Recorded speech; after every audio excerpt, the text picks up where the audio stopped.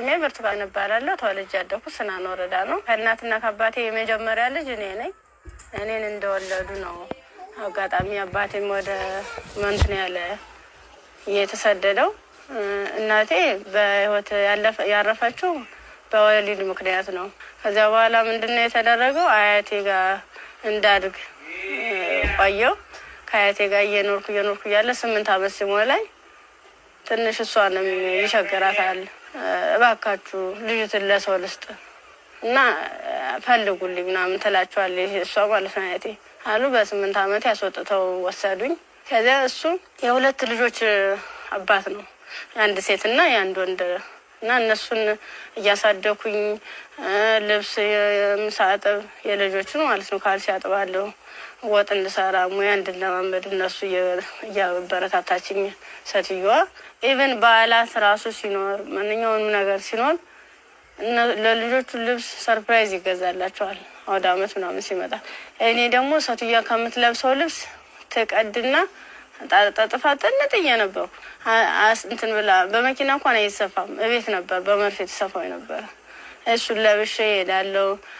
ጫማም ወርቁ የወደቀውን ልጆች ተጠቅሞ የጨረሱትን እሱን ስጎትት ምን ስል የባለም እንደዛው እየተማርኩኝ እያለ የሆነ ደረጃ ተሸላሚ ሆንኩኝ።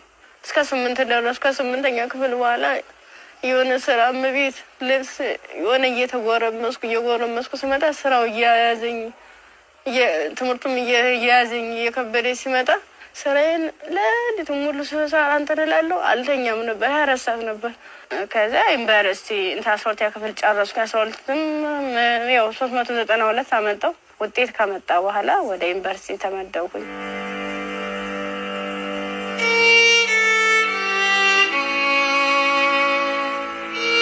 ዲፓርትመንት መረጥ በፋርማሲ ስገባ በቃ እነሱ ራሱን ማበረታታት ጀመሩ። አይዞሽ ኢቭን ደፍተር እስክሪብቶም የሃንዳውትም ሙሉ ነገሩን እየሸፈኑልኝ የነበር እነሱ ነበሩ፣ ቢሮ ላይ ማለት ነው። አሪፍ ውጤት ነበረኝ። ከዛ መጨረሻ ላይ ልክ 1 አመት ተማር፣ 2ኛ አመትም ተማር። 2ኛ አመት ላይ የተወሰነ ረብሻ ይከሰታል በሰዓቱ ማለት ነው። ረብሻ ሲፈጠር ምንድነው 3 ሰዓት ነው ከሌሊቱ 3 ሰዓት ላይ እኔ አጋጣሚ ከልጆች ጋር እንትን ነበርኩ፣ ላይብረሪ ነበርኩ። እኔ ወደ ውስጥ ስንመለስ ውስጥ ላይ የሆነ ሰው ሲተኩስ ከውጭ ላይ ይቀባበላሉ። ከዛ ኧረ ምንድነው በዚህ ውጡ፣ በዚህ ወረዱ፣ እንዲህ ወንበስ በሉ፣ እንትን ተኙ፣ ተንበልበሉ ምናምን ይሉናል። ከዛ ልክ እየተኛን እየተሳብን እንደባብ እየተሳብን እየሄድን እያለ መጨረሻ ላይ እዚህ ጋር ግቡ በቃ እናምልጥ እንደዚህ ያለን ሰዎች ለካ ውስጥም ውጭ የሚተኩስ የነበሩት እነሱን አለዋል። ውጭ ላይ ስንል ምንም የትጥቅ ልብስ አልለበሱም። ከዛ አንደኛው ትጥቅ የለበሰው እዚህ ጋር ግቡ፣ ምክንያቱም እንደዚህ ድብልቅልቁ እየወጣ ነው እንዴ ህይወታችን ማትረፍ አትፈልጉም ሲለን እሺ ብለን ታርገብገበን ሁላችን ሰዎች አንድ ላይ ወጥተን ገባን። አንድ ላይ ገባን። በቃ ፍስፍስ አርጎ ይዘው ሄዱ። እየከለሉ ሄዱ። ምንድነው ወደ ጫካው ስንዳረስ ሰውነታቸውን መከለል ጀመሩ። ያ ማለት ምንድነው አይናቸው ብቻ እንድትታይ፣ ነገር ግን ሌላ አካላቸው እንትን ነው ሙሉ ብረት ነገር ነው። ስንገባ ምንድነው ኖርማል ወታደር ነበር። ግን እኔ ምን እዛው ላይ እየቀየሩን ምን ሰዓት እንደቀየሩም አላየናቸውም። ከዛ እየሄድን እያለ ጫካ ስንጀምር መኪናውን ከዚህ በኋላ መኪና መግባት አይችልም፣ ውረዱ፣ በእግራችን ዱብ እያለ ነው የምንሄዳው። ልክ በእግራችን እየሄድን እያለ እንትን አይናቸው ብቻ እንድትታይ ሌላቸውን ሸፈኑና ጸጉራቸውን ገለጡት። ያኔ ኬፕ ነገር ነበር የለበሱ። ጸጉራቸውን እንትን ሲሉት እንዲህ እንደሹ ቀጥ ያለ ነው። እንሄዳለን መንገዱ ያልቅም። 6 ሰዓት ፈጀብን።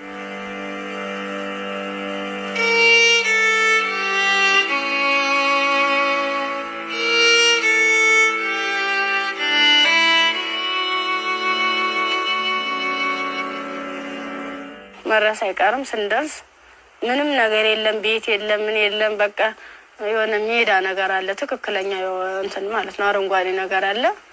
እዚህ ጋር ስፖርት ስሩ፣ ይሄንን ስልጠና መውሰድ አለባችሁ፣ በዚህ ነው አሁን ያመጣናችሁ። ምንድነው እናንተን ፈልገናችሁ ነው፣ በቃ ለትጥቅ ስለፈለግናችሁ ስልጠናዎችን መውሰድ አለባችሁ፣ መማር አለባችሁ። ከዛ ሳናቸው እየዋልን እያደርን ትንፍስ እንዳትሉ እና ዳቦ ሲሰጡ እንደ ዳቦ ነው እንደ ንስ እያሉ ነው እንደዚህ የሚወረውሩልን ማለት ነው። አይጠጉንም ሁሉ ከዛ እየወረወሩልን እያነሳን እንበላለን። ያው ሆድ አይደለም ይርበናል። የምንጠጣው ውሃ ስናጣ ደግሞ በለበስነው ልብስ እየዘፈዘፍን ምንጭ ነገር እናገኛለን። ወራጅ ውሃ ዝም ብሎ ቆሻሻ የተገደበ ነገር እናገኛለን። እሱን ልብሳችንን እንዘፈዝፍና እንዲህ ለመጥለቅም ስለሚቀፍ ልብሳችንን ዘፈዝፍና ልብሳችን እየጨመቅን ነበር። እንደዚህ ያንጠፈጠፍን ነበር። ልብሳችን እየመጠጥን ምንጠጣ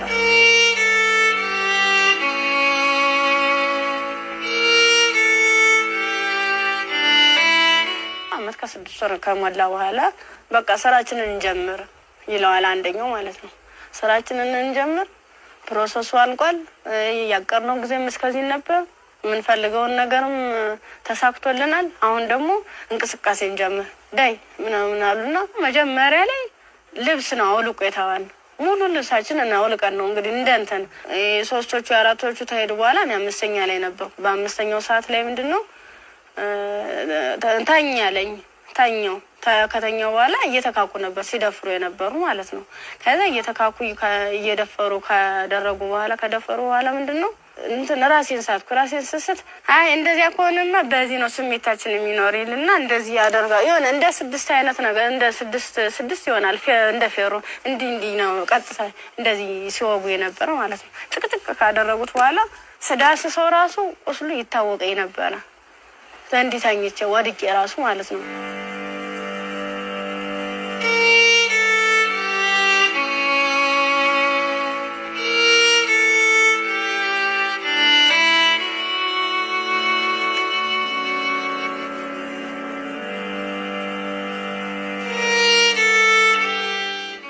ከአንገት በላይ ደግሞ በምንድን ነው ጭንቅላቴ ነው 2 ሲመታኝ ይሄኛው ተከፈተ ጭንቅላቴ ማለት ነው። እንደዚህ ያድርገዋል ማለት ነው። ሌላስ ምን ይሻላል? ከዛ የሆነ የሚልም ነገር አለ ቢላ ማለት ነው። በሱ ይፈቀፍቀዋል ጸጉሬን ማለት ነው። ሲፈቀፍቅ እየደማ ነበረ። በዚህ ይተለትላሉ እንደምላጭ አይነት ነገር ይዘዋል። የሁሉ ትልትል ነው። ይህን ማህፀኔ ከተጨቀጨቀ በኋላ ምንም አላስታውስ ተጣል ምን ሆነ ግን ምንድነው በ6ኛ ቀና ብዬን ስል ምንም ነገር የለም። ከጎኔም ሬሳ አለ፣ ከጎኔም ልጅ ትላለች። በቃ ከሷ የተሻልኩ ስለሆንኩ የለበስኩትን አረቄን ልብሴን ሙሉ አርጌ አውልቄ አሰርኩት። ተንትኑ ጋር አጣብቄ አስሬ እየጎተትኩ ያ ማለት ምንድነው እኔ ሙሉ አካል ስላለኝ ነው። ያንስ አድርጌ ነበር እየጎተትኩ የተላቀስ ርያል በቃ አርቃንሽን ሆነሽ በጣም ነው የሚያሳዝነው። ቁምጣ ነበረች። ቁምጣዬን ደግሞ ያላስለብሰኝ ያለ ቁስሉ ማለት ነው። እንዲህ ክፍቱን አድርጌ ልብሴን ግን ሙሉ ቃኔ ለሷ ለበስኳት። የለበስኳት አንድ ቀሚስ ነበር እና ቁምጣ ከስር ለብሼ ነበር የለበስኳት። ልብስ በቁምጣዬ ማሰር አልቻልኩም። አውልቄ ሁሉ ሞክሬያለሁ። ሙሉ ደም ማለት ነው። ከዛ በሷ አሰርኩና እየወተትኩ ስል ገሩ ይመጣሉ በሰዓቱ ማለት ነው። ከዛ እንዲህ እያንዘላዘሉ ብላ እንደዚህ ተሸክሞ እያንዘላዘሉ ይዘዋት ይሄዳሉ። እዛው ሲሄዱ እኔ አልሰማማ አልልም። በቃ እንዳንችንስ አንችልስ ገላጌ ተገኘ ብላኝ እኔ እንጂ ይብለኝ ደህል እንጂ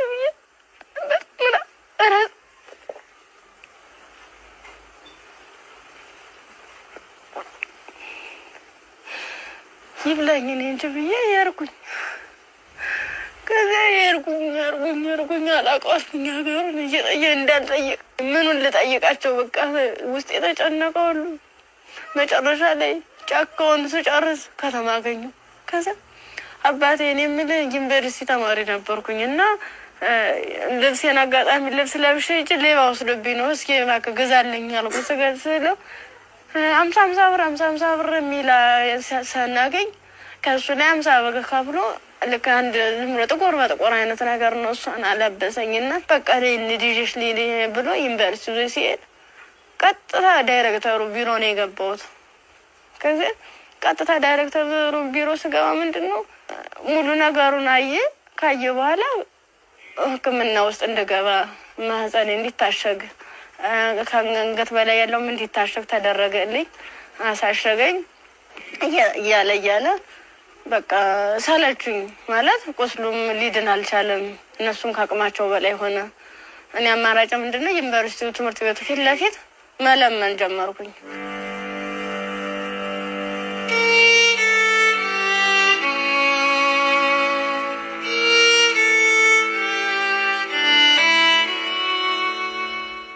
እንደ ኢንፌክሽን ፈጥሯል መሰለኝ። ብዙ ቀን ስለቆየው 6 ቀን ማለት ቀላል አይደለም። ያን እየቆራረጡ እያወጡ እያስተካከሉ እያጠቡ ሲሉ መጨረሻ የልብም ኬዝ እንዳለብኝ የታወቀም እዚያ ነው። ልክ በራሳቸው መኪና ነው ወስደውኝ አምጥተው እዚህ ጣሉኝ፣ አዲስ አበባ ማለት ነው። ከዛ አዲስ አበባ ሲጥሉኝ ምንድነው ወዴት ልሂድ? በቃ ህይወት መስቀልቅል እንዳለብኝ እብድ ሆንኩኝ፣ አበርኩኝ። ከጊዮርጊስ ወደ ማርያም ሄድኩኝ። የማርያም ቀን ነው ልሂድ እስኪ ምናምን ብዬ ሰው በሚሄድበት እየተከተልኩ እዛ ስል ቅድስት ማርያም ይላል። እዚያ ቁጭ ብዬ እየለመንኩኝ ታገኘኛለች እና ብር ትሰጠኛለች። 50 ብር ተሰጠች። በኋላ ምን ፈልገሽ ነው ምናምን አይዞሽ ምናምን አለችኝ። እኔ ኮሌጅ ተማሪ ነኝ እና በዚህ ረብሻ ምክንያት ነው እንደዚህ ተፈጠረው። እንዴት ላድርግ? እንዴት ልሂድ ብለሽ አልኳት። የት ልሂድ ብለሽ ስላት አይ እንደዚህማ ከሆነ ክሊኒክ ጤና ጣቢያ እንውሰድሽ ብሎ ጤና ጣቢያ ሲሄድ የምጥ መርፌ ሰጡ። እስቲሽ አደረጉ። ተወለደ። ከተወለደ በኋላ በጣም ራበኝ። በቃ ምኑን ላጥበው ማጣው ሳጣ ሲርበኝ ማዘር ቴሬዛ ጋር መጣሁኝ። ምን ላድርግ አልኳት። በቃ ጨለመብኝ፣ እባክሽ አስገብኝ ስላት ከጎንሽ አለን ብላ መድኃኒቶቹንም ያንዳንዱ የሕክምና ክትትሎችን እያደረጉልኝ ውስጥ ላይ ከነሱ አቅም በላይ የሆነውን ሪፈራል ተጻፈልኝ። በረንዳ ላይ የነበርኩት ወደ ቤት እየተቀየረ ሰው ቤት ማደር ጀመርኩ።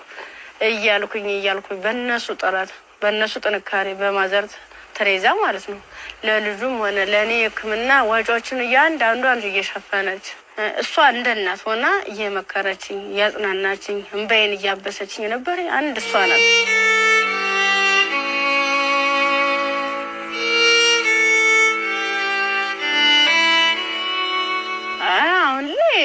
በጣም ከባድ ነው። ልጁም ከፍ እያለ ሲሄድ ጡት በማጥዋት በምችልበት ሰዓት እየደከመኝ እያመመኝ ትንፋሽ ማጠር በቃ ድክም ይለኛል። መንቀሳቀስ አልችልም። ያን ያክል ማለት ነው።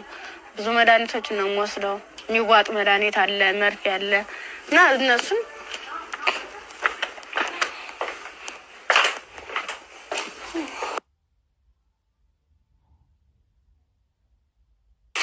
እነዚህን ነው መድኃኒት እየወሰድኩ ያለ። በቃ እነዚህ የሚዋጥ መድኃኒት አለኝ፣ መርፌ አለኝ። ይህን ነገር ነው እየወሰድኩ ያለው እና ይህን መድኃኒት ስወስድ ደግሞ ለእኔ የሆነ ማለት ምግብ ያስፈልገኛል። የምበላው የምጠጣው የለም። የምታዩት ነው ደረቅ ኮቸሮ ነው። አሁን ቅድም እንደውም ሳዘጋጅ ነበረ ኮቸሮ እዚህ አለኝ። ዘፍዝፌ ነው ይህን ነው እየበላ ያለሁት። አሁን ርስ በራስ ይውላል። የዘፍዝፌው ስለቆየው ቅድም ነው እናንተ ቀረጻ እያዘገጃጃችሁ ያለ የዘፍዘፍ ማለት ነው። የዝፍ ካለ በኋላ ለልጄ ምንድነው ፍትፍት አድርጌ እኔ የምበላት አለው እሱም የሚበላት ይችን ነው እና ሙዝ ምናምን እገዛለታለሁ። ብስኩት መጠለያ ያስፈልገኛል። አሁን የሆነ ያለበት ቤት ስፖንሰር 1 ወር ከፍሎልኝ ነው ሄደ። ሌላውን ግን እየለመንኩ ነው ውጭ ላይ ማለት ነው። የሆነ ነገር የሆነ የልጃውን ወደ 3 ወር አለፈው ሰውን እንድንቆጣጠረው ማለት ነው። መታጠቢያ ሰዓት የለም። ብቻ ቃላት የለኝም። በቃ የድረሱልኝ ምንም አንድም በቃ ወደ ፊትስ ምን አይነት ህይወት ነው የሚኖረው? ምንድን ነው የማደርገው? እውነት ለመናገር በጣም እየራበኝ ነው። በቃ ራበኝ አልቻልኩም።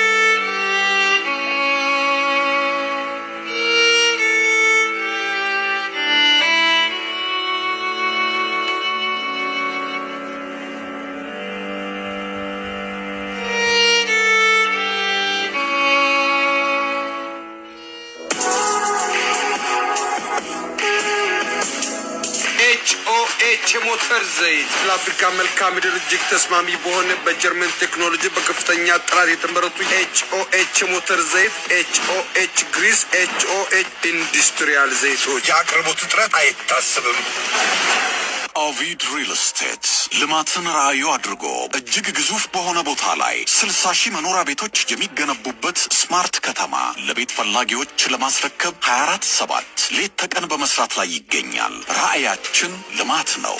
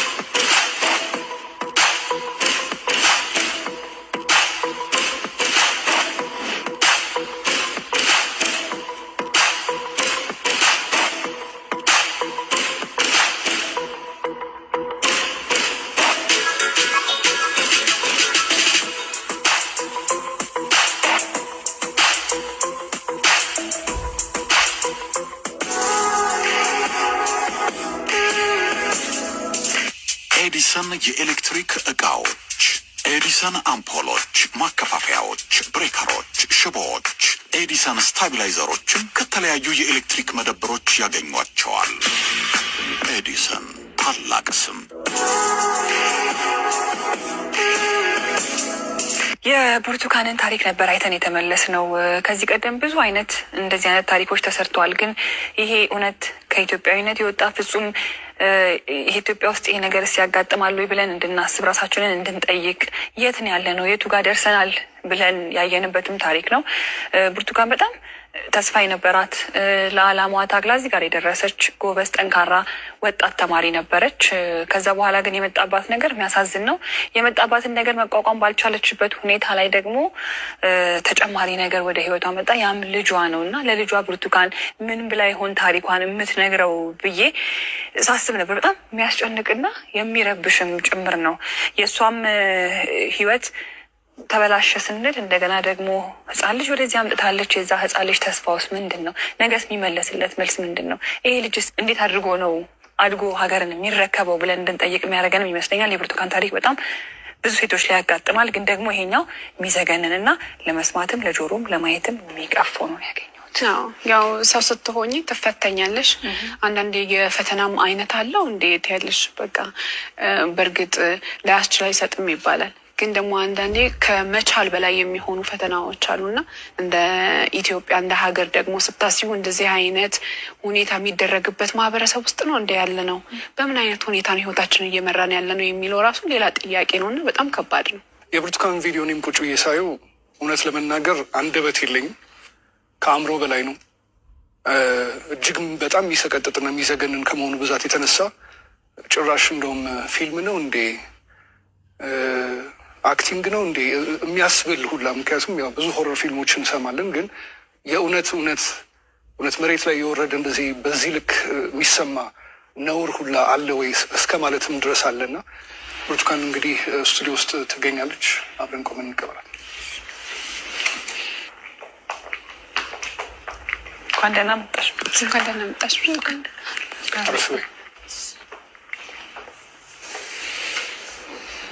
እንዴት ነሽ ብርቱካን? እንኳን ደህና መጣሽ። በጣም ነው የምታምሪው። በጣም ቆንጆ ከለሯ ራሱ እንዴት እንደሚያምር። ያው ዩኒቨርሲቲ ስንሄድ ሁላችንም የምናስበው ነገር አለ አይደለ? ቤተሰብ ጋር ያለው ደስታ አለ፣ ስትሄጂ የምትዘጋጁ ዝግጅት አለ። ከሄድሽ በኋላ ደግሞ ያው ቤተሰብ ነው ገንዘብ የሚልከው የሚፈልገው ነገር። ያን ጊዜ እንዴት አሳለፍሽው? ስትሄጂስ እንዴት ነበረ? ስሄድ 300 ብር ነው የተሰጠኝ። ያ ማለት ያንቺ 300 ብር የሆነ ቦታ ላይ ትላካለች ማለት አይደለም፣ አድርሶ የሚመልሰኝ ነው። አመት ሙሉ የሚዘልቅ ማለት ነው። ጓደኞቹ በፕሌን ጓደኞቹ በመኪና እየተመላለሱ በዓላትን ሲውሉ፣ እኔ ግን ለአንድ አመት ተብሎ 300 ብር ነው ካልኩሌት ተደርጎ ይሰጠኝ ነበር። ስንት ነበር ትራንስፖርቱ? 150 ብር ነበር ሄጃው። እንደ ሴት ደግሞ ለሴት የሚያስፈልግ ነገር አለ፣ የምንቀባው አለ፣ የተፈጥሮ ጉዳይ አለ። ለዚህ ሁሉ ነገር ገንዘብ ያስፈልጋል። በምን ነበረ ያን ነገር? ጓደኞች የተሻለ ህይወት ነበር እንትን የሚሉ የባለሀብት ልጆች አሉ። እነሱ ነበረ የሻር እያደረጉ እያዋጡ ነገሮችን የሚሸፍኑ ኢቨን ሞዴስ ራሱ ይገዙልኝ ነበር። ጓደኞች ነበር ከጎን ያሉት ማለት ነው። እሺ ከዛ በኋላ ያ ሁሉ ነገር አለፈና ዩኒቨርሲቲ ገባሽ። ዩኒቨርሲቲ ገብተሽ 2ኛ ዓመት ተማሪ ሆነሽ ነው ይሄ ነገር ያጋጠመሽ። እንዴት ነበር እስቲ ጊዜውን አስታውሽ? ማለት በጣም ነው የሚከብድ። 3 ሰዓት ላይ ልክ ከላይ ወረ 3 ሰዓት ዘጋብኝ። መመለስ አልፈልግ እንደ ወጣሁኝና የሆነ ይሮራጣሉ ማለት ነው ሰዎቹ። ስንሄድ በቃ ኧረ እንደዚህ ተኩስ የተነሳ ለምን ትሄዳላችሁ? በቃ በዚህ ሄዱ በዚህና እንትን በሉ እዚያ ካግቡ ምናምን ሲሉን እኛ በሰዓቱ ተኛን ተቆርቁሮ ነው የመሰለን። እኛ እንደዚህ ለማትረፍ ነው ብለን ተንደርድረን ራሳቸው መኪና ገባል። የእነሱ መኪና ምን እንደሆነ ረብሻ የሚፈጥሩ ሰዎች በመጡበት መኪና። አዎ ክፍት ነው ከኋላ። 1 ዓመት ከ6 ወር ነው እዚያ የቆየ ነው ጫካ ውስጥ ምንም ነገር ሳይፈጠር። 1 ዓመት ከ6 ወር ምን ነበር የሚሏችሁ? ትጥቅ ነው ልንቀየራችሁ ነው ትታጠቃላችሁ፣ አለበለዚያ ያሰብነው አለ እሱን እንሰራለን አብረን ምን ይሆናል እያሉ። የት ነበርስ የምታድሩት? እዚህ ውጭ ላይ ነው። ብዙ ጊዜ ዛፍ ነበር እንዲተከልል እንትን መለይ ነበር። እዛ በምትሆኑበት ጊዜ በተለይ ለሴቶች አስቸጋሪ ሁኔታ የንጽህና መጠበቂያ ማግኘት ነው። ያንንስ እንዴት ነበር የምታሳልፉት? የምን ንጽህና መጠበቂያ ነው? በቃ ዝም ብለን ስናክ ነበር የምንውለው። ከ1 ዓመት ከ6 ወር በኋላ ምንድን ነው የተፈጠረው? መጨረሻችን ላይ ሰልፍ አሳለፉን። እርቃናችንን አውልቀው ልብሳችንን ካወለቁ በኋላ ሰልፍ ሲያዙ፣ እኔ አጋጣሚ ከ5ኛ አካባቢ ላይ ነበርኩኝ። ግንኙነት ከተደረገ በኋላ እንዲህ ሲጨቀጭቁ ራሱ በፌሮ ሲወጉ አላስታውስም። ደንዝዟል ሰውነት። ምን ያህል ሰው እንደተደረገ ምን እንደተደረገ አላውቅም። በ6ኛ ቀን ስነቃ እንደ ማበላ ነው የሚፈሰው። እሷ ደግሞ አንድ አካል ስለጎደላት ምንድን አማራጭ የለበስኩትን ልብስ አውልቄ እሷ ነገሮቿን አስሬ ነው ቅፋ እየጎተትኩ ጀመድ የጀመርኩ። እንዳላዝላት አልችላትም። ከዚያ አብረን ነው እኮ የምንሄደው አንቺን እኮ ትችልሻለሽም ስትለኝ እንዲሁ ሆነን ሁለት አካለ ስንኩል ማን ይቀበለናል አልኳት። ምክንያቱም ማንም ቢሆን እንደዚህ ደሜ እየፈሰሰ እንደዚህ ምድሩ ሁሉ ጨልሞብኝ ነገ ወዲያ የተሻለ ህይወት አገኛለሁ ብዬ ነገ ወዲያ ጥሩ ቦታ ደርሳለሁ ብዬ አሰብኩት ልጅ በቃ መጨረሻው እንደዚህ ሲያምር እንደዚህ ሲሆን በጣም ከፋኝ።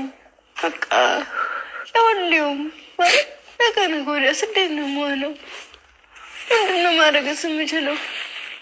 በምን አይነት መልኩ ነው ህይወቴንስ መጠገን የምችለው? አይዞሽ የምለኝስ ማንኛው ሰው ነው?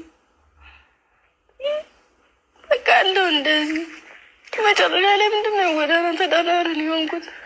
ጎዳና ነው ወድቄ በቃ እኔ እንጂ